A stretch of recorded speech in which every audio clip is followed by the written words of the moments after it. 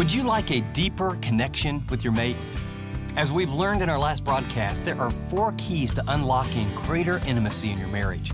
I gave you the first key, and I want to follow up with the next 3 today. Enjoying true intimacy is possible, whether you've been married 5 years or 50.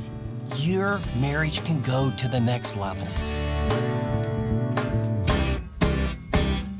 Thanks for joining us for this edition of Living on the Edge with Chip Ingram. Chip's our Bible teacher for this international discipleship ministry focused on helping Christians live like Christians. Well, today Chip picks up in our series Experiencing God's Dream for Your Marriage with part 2 of his talk, 4 Keys to Intimacy. Last time he compared relationships to caring for a car and outlined how a lifelong commitment acts as fuel for any marriage. Now, in this program, he'll continue using that analogy to demonstrate 3 other components of God's game plan for building intimacy. But before we dive in, if you miss any part of Chip's teaching today, catch up through the Chip Ingram app. It's a great way to listen to Chip and Living on the Edge anytime. Well, here now is Chip with the remainder of his message. The oil of communication is a lifelong skill of learning to understand each other. But notice it's a lifelong skill. You just don't get it and then you have it for good, of learning to understand each other. The mandate is Ephesians 4. Ephesians 4, 15 and 16. But speaking the truth to one another, we're to grow up in what? All aspects into him who is the head, even Christ. And he goes on to say, by that which every joint supplies, according to the proper working of each individual part, causes the growth of the body to the building up of itself in love. And so, when parts start moving, you make progress, they overheat, you need some oil in the relationship, and communication does that. And the rationale is to know. You want to communicate. Loving says, I'm committed to you. Communication says, I want to know you. I want to know all about you. I want to be a student of you. I want to learn your likes and dislikes. I want to be close to you, so I need to know who you are. And when you know them, then that little phrase you learn is, I trust you. That's what you communicate when you communicate. When you say, I really want to get to know you, if that choice says, I love you, this says, I trust you. I trust you. Well, why do you say that? Because I'm going to progressively take the zipper of my heart of who I really am, and I'm going to keep lowering it. And I'm going to take my heart with vulnerable stuff that if you wanted to, man, you could hurt me very badly. You do understand the people that can love you the most can wound you the most deeply. And so it takes trust. And so what you do is little by little, you kind of put your heart out on that platter. These are my fears. These are my dreams. These are my struggles. And how you handle those will tell me how I'm going to respond to you next time. And of course, the how there is we went over at a weekly conference. Now, I'd suggest, I did them 2 a week. And we just said, like Thursday night and Friday night. And the way we did it, don't make this like such a big deal, but often, I had 4 kids, so it's not, and I pastored a church that ended up, growing to a very large size, so there were lots of pools. But we ate dinner at a certain time, we structured it in, and after dinner, our kids knew, we were gonna make a pot of coffee, and you know what, kids, you got homework, go do whatever you want. Sometimes it was 15 minutes, sometimes it was 45, but we sat at the table, and hey, how'd your day go? Kind of what's going on with you? And we stopped and communicated, and 2 of those nights, and it just got perfunctory. Teresa, what are you concerned about? And then she would tell me, so what are you concerned about? What do you dream? What do I dream? What are you willing to do? And we did that to the point where I will tell you, we don't use those questions anymore. We just share unconsciously when we get together what we're concerned about. And now that our kids are grown, we find ourselves eating dinner and there's no kids to shoo away. Hey, you want to run out and get a cup of coffee? Yeah, let's go. And you drive in the car.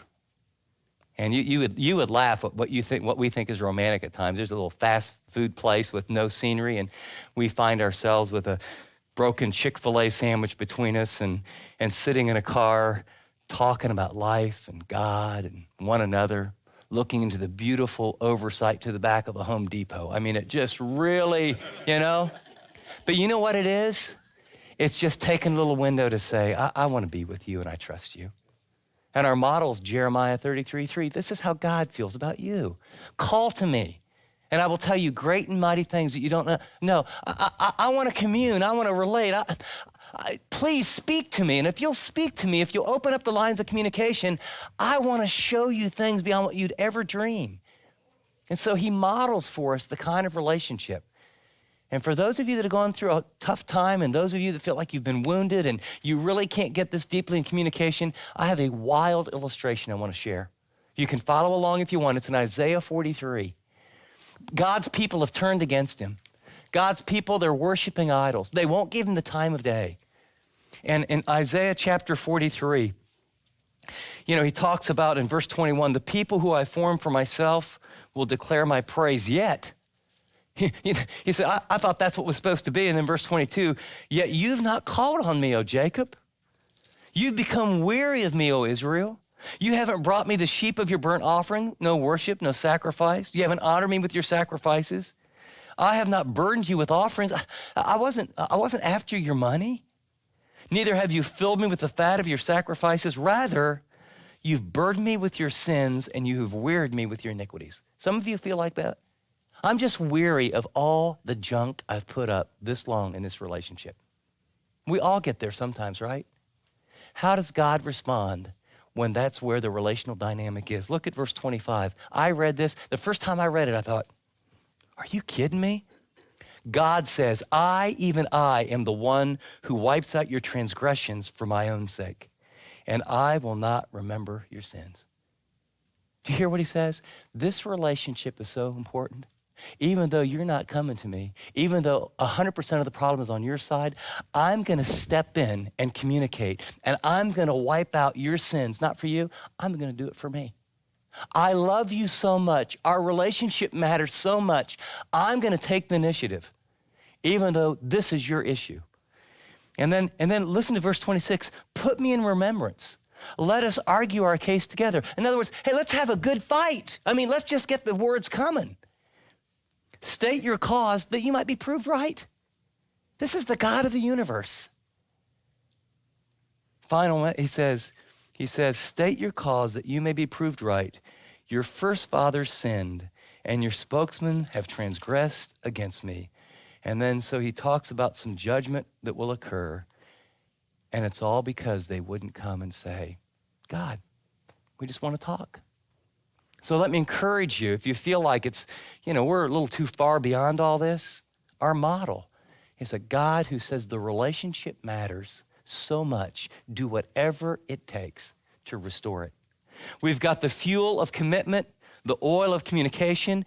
Third, the tune-up of caring, an adventure of lifelong friendship, fun, and mutual fulfillment. Circle the word adventure, will you? Everyone thinks, it's not the way it was when we were dating. It's not the way it was because you're not doing what you used to do. Romance is not like reserved for teenagers, newlyweds, and people who've been married for like 6 months. Romance is reserved for people who do all the things that newlyweds do and people that are dating, right?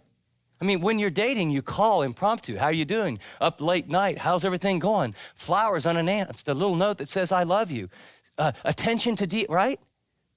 Now, the euphoria begins to wear off and we get into the grind. You know what? Your relationship has got to be an adventure. But life is life, and you have voicemails and emails, and many of you have kids, and then you have bills. Some of you even have some dogs. Then you got work, then you got people that get cancer, then you got ministry at the church, and boom, boom, boom, boom, boom. And pretty soon you wake up and you look at one another and you say, I really love you, and I ain't feeling anything. Are you? No. You know what? Get a tune-up. Block off some time. And if you don't have money and you're young, then swap out with another couple that's young and doesn't have money either. We'll watch your kids this time. You watch our kids next time. And when you count the amount of coffee that people buy and the movies that they rent, you've got the money, if you have the priority, to get away for at least 2 nights and 3 days. And get retooled. And have some fun. Enjoy one another. And you don't have to wait for the big getaway, but you can have talks and you can take walks and you can go on dates and you can have actual hobbies and you can do weekends away and you can get back into the notes and the flowers and, like buy a new nightgown now and then and have some fun together and say, I want to keep the pizzazz in the relationship. I want it to be an adventure. But what we do is under the pressure, same old, same old, same old, same old.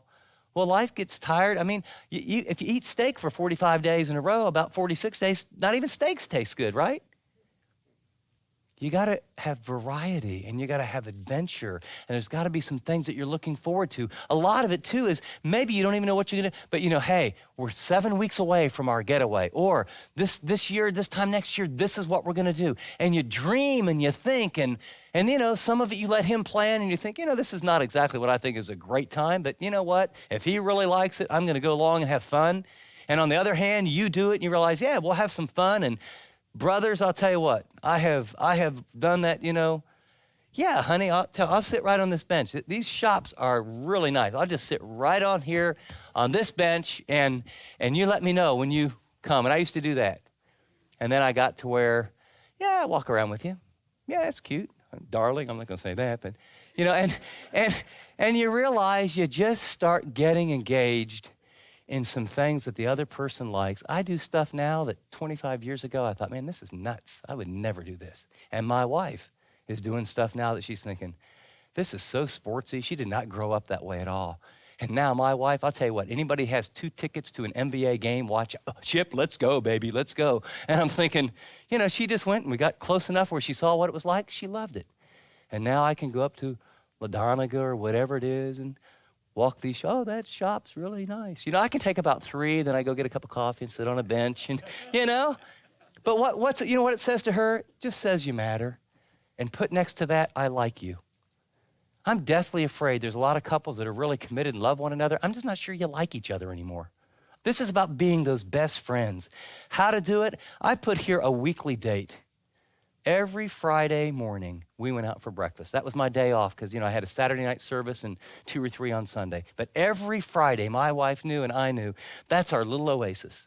And we'd get the kids off, take a drive, eat breakfast, walk around, goof off, and didn't do anything but just be with one another until it was time for the kids to go out. Or, maybe it was we had our breakfast date and she wanted to do that and I wanted to do that. But we just knew there was a window of time built that you got to structure it in. When's the last time you went on a meaningful date? When's the last time you took a great walk? And you got to initiate this stuff. And by the way, a good way to do it is just alternative. If you get together and sit down tonight and talk and say, well, we really should do some of this, okay, just divide it up. I'll be responsible for planning this week's date. You do next week's. And by the way, just get out a calendar.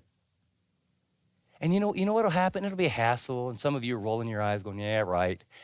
Tell you what, you put 4 or 5 weeks in a row together and you start having some fun. Some of these other areas that some of you are real frustrated about, fun covers a multitude of sins. That's a Chipism. That's not Bible. The Bible is love covers a multitude of sins, that's true, but fun does. We spend so much energy working through all of our problems and issues. And you just gotta put some emotional gas into the tank of your relationship. And of course, our model is who? Jesus again. When his guys got tired and weary of the everyday, come unto me, all of you who labor and are heavy laden, I'll give you rest. This is Jesus. So some of us are Christian workaholics. He said, hey, take a break. In fact, he says, and quit taking on so much responsibility. Take my yoke upon me and learn from me. I'm meek and lowly in heart. I'm not hard to please. In other words, life has lots of pressures. Tell you what, just like 2 oxen get together, I got supernatural power. I know all things. How about we hook up together and you just do the part you're supposed to do and I'll do all the part I'm supposed to do. And why don't you just take a deep breath and quit being more responsible for all this stuff in life that you can't control anyway. But come apart and rest. He invites us to do that. Shouldn't we invite ourselves to do that with one another? You're listening to Living on the Edge with Chip Ingram. And before we continue today's program, let me tell you, you don't have to be a perfect couple to experience the dream God has for your marriage. Let me encourage you to keep listening after this teaching as Chip talks about a small group resource we have that'll help you realize all God wants for your relationship. You won't want to miss it. Okay, here now is Chip with the rest of his talk. Well, we've got C. First C is commitment, a lifelong choice. Another C, communication, a lifelong skill, that oil. We've got the C of caring, which is kind of that tune-up on the car. And then the last C is the navigational system of a commission. This is a vision to impact the lives of others for Christ. It's a vision. Circle the word vision. It's a vision.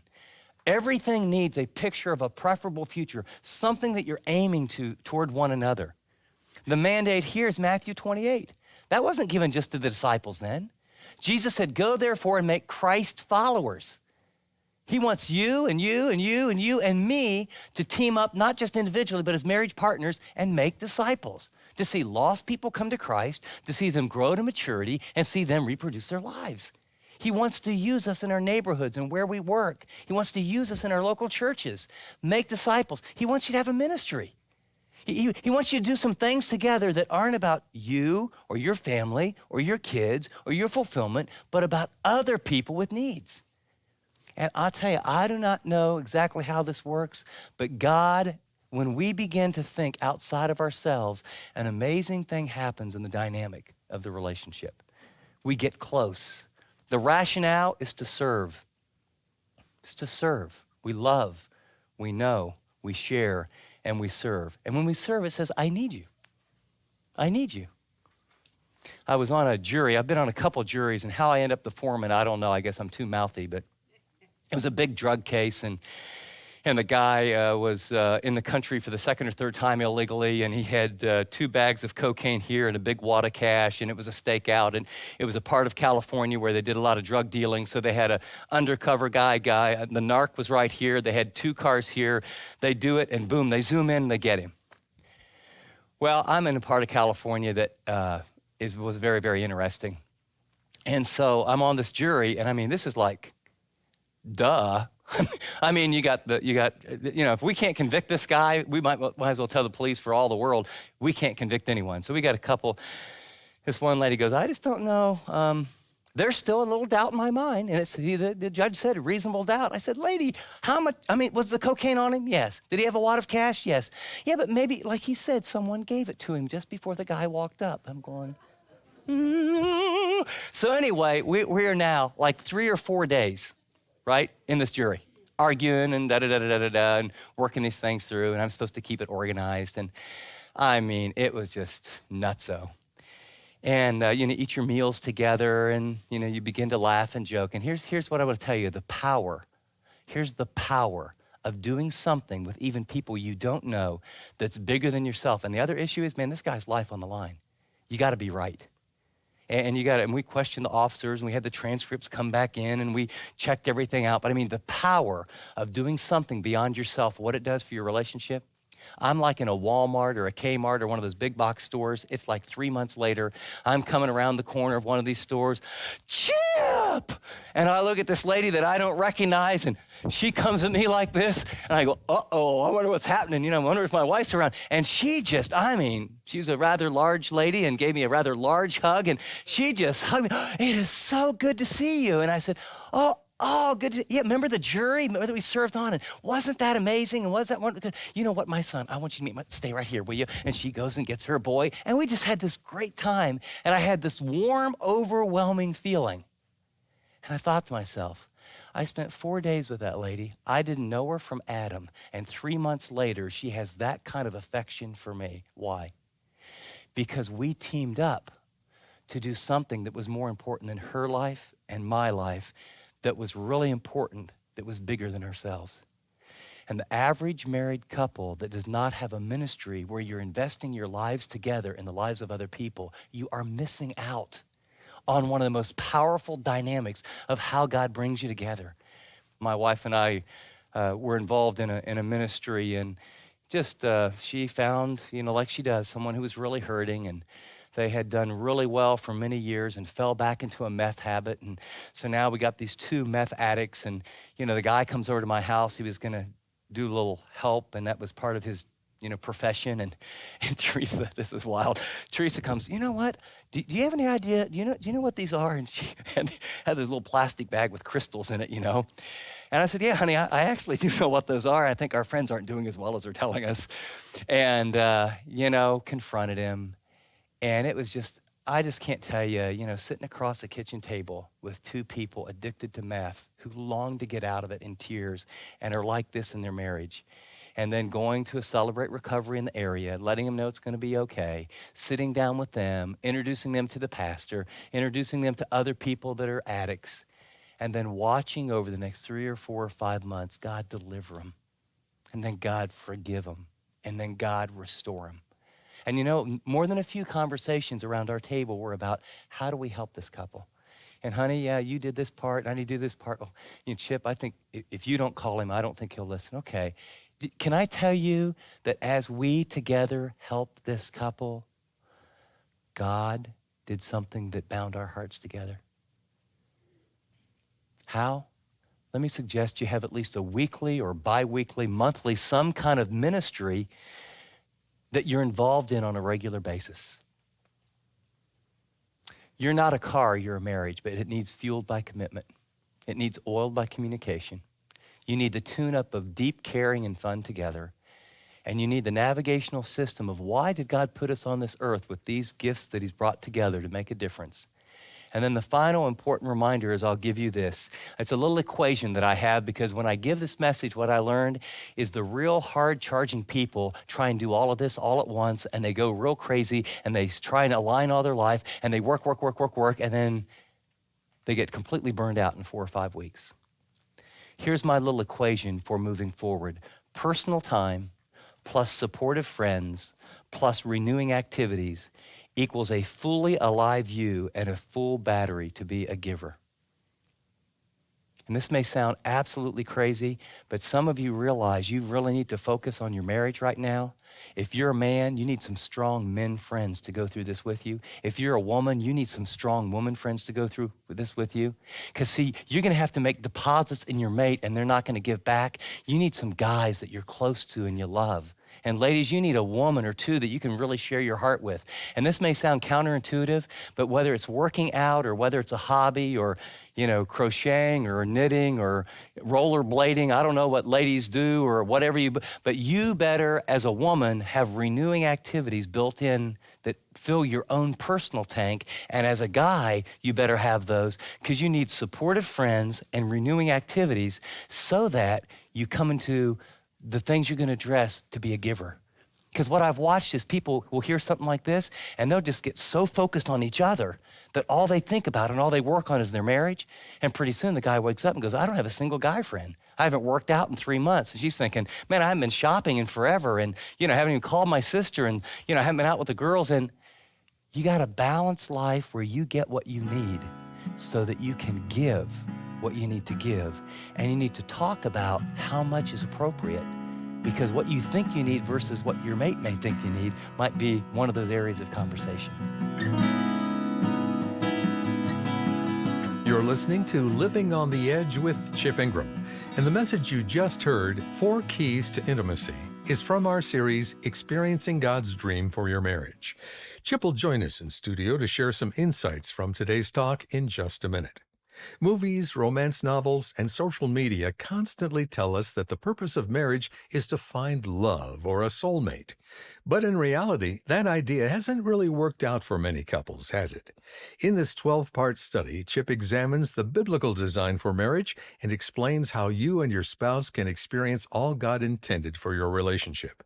Now, if you want a marriage that lasts and is more fulfilling than any fairy tale, don't miss any part of this series. Well, before we go any further, Chip's joined me in studio with an important word to share with all of you. Hey, I'll be right back in just a minute with some final thoughts about today's message.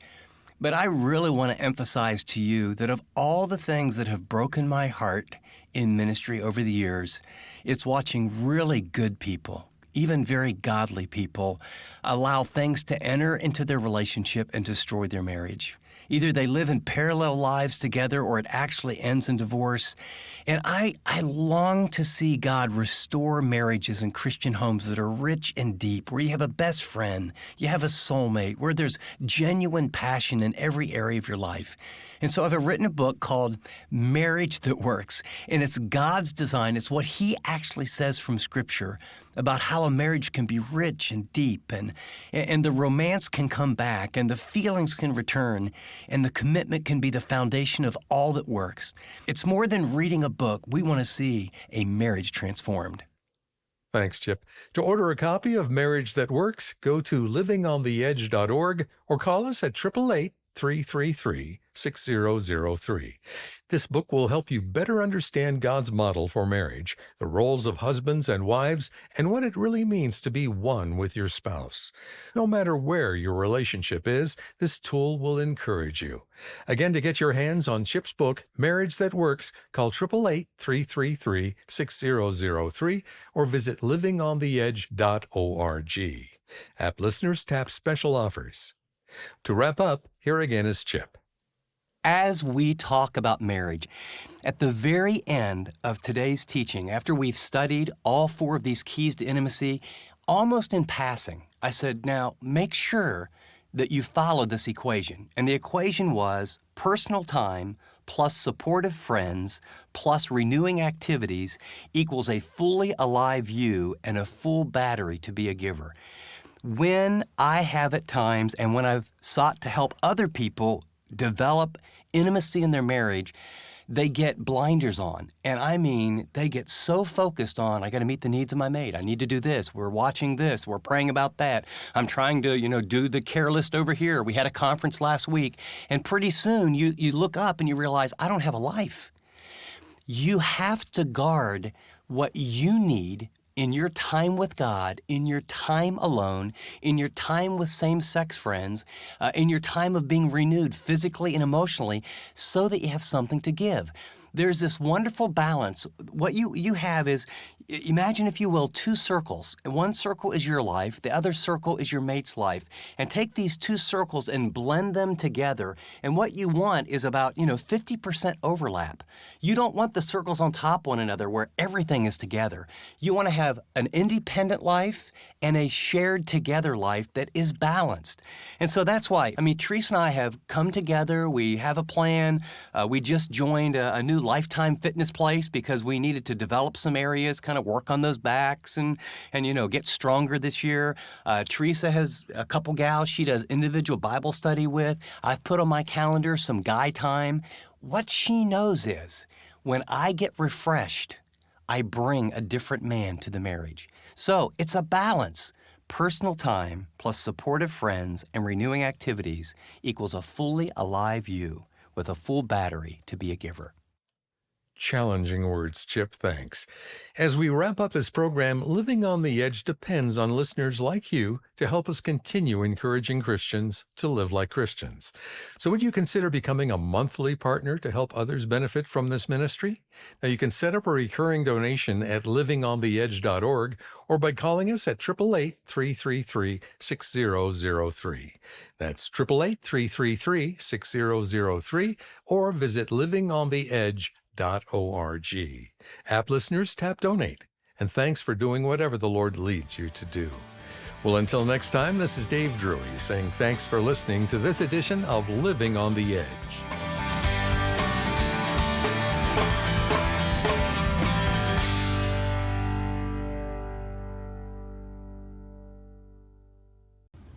Thanks so much for watching this video. If you'd like to watch more content like this, click and subscribe here to our channel. And by the way, if you'd like to know more about Living on the Edge, find out about more resources, maybe get on the mailing list, go to livingontheedge.org. See you next time.